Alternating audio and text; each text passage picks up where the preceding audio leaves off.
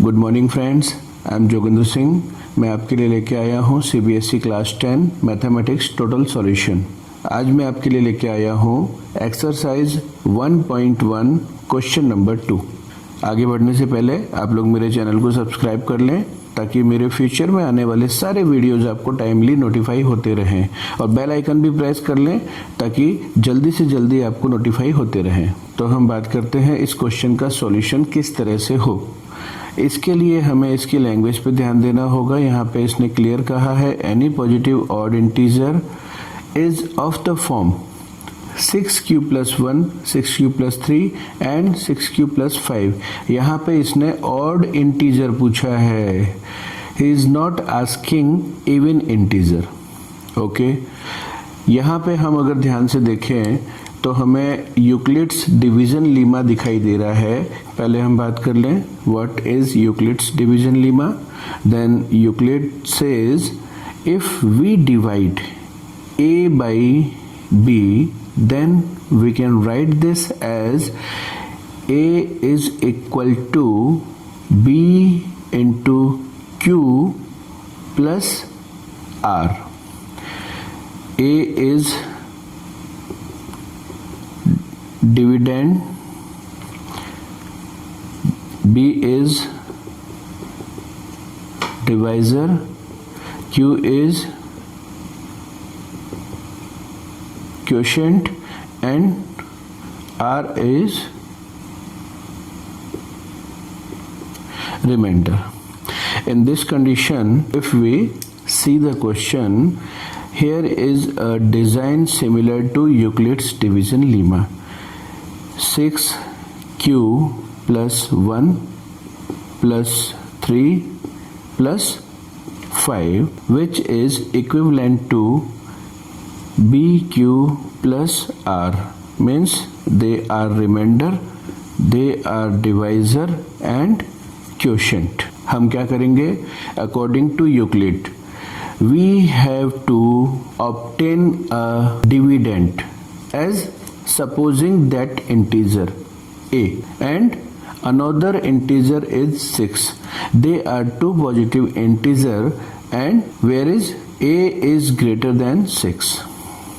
Okay, according to Euclid, we can write this as a is equal to 6q plus r, means divisor into quotient plus remainder, and we know very well our remainder may equal to 0 or greater than 0, but not equal or greater than 6.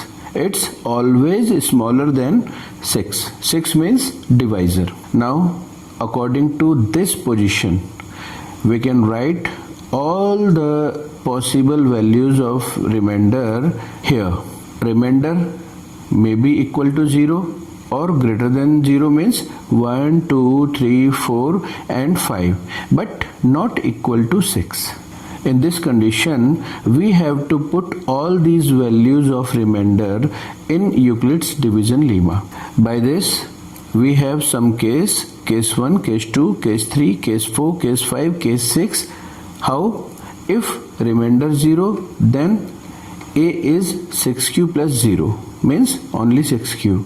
When remainder 1, then a means our supposed integer is 6q plus 1. When r2, then this.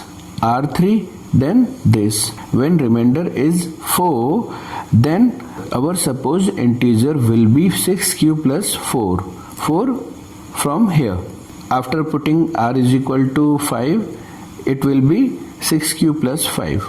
In all these conditions, we can see clearly first equation has 6q.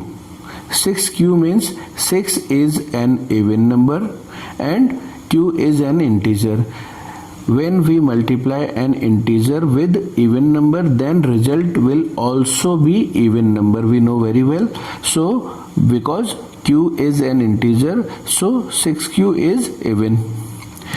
After that, when 6q even, then 6q plus 1 odd, 6q plus 2 even, 6q plus 3 odd, 6q plus 4 even.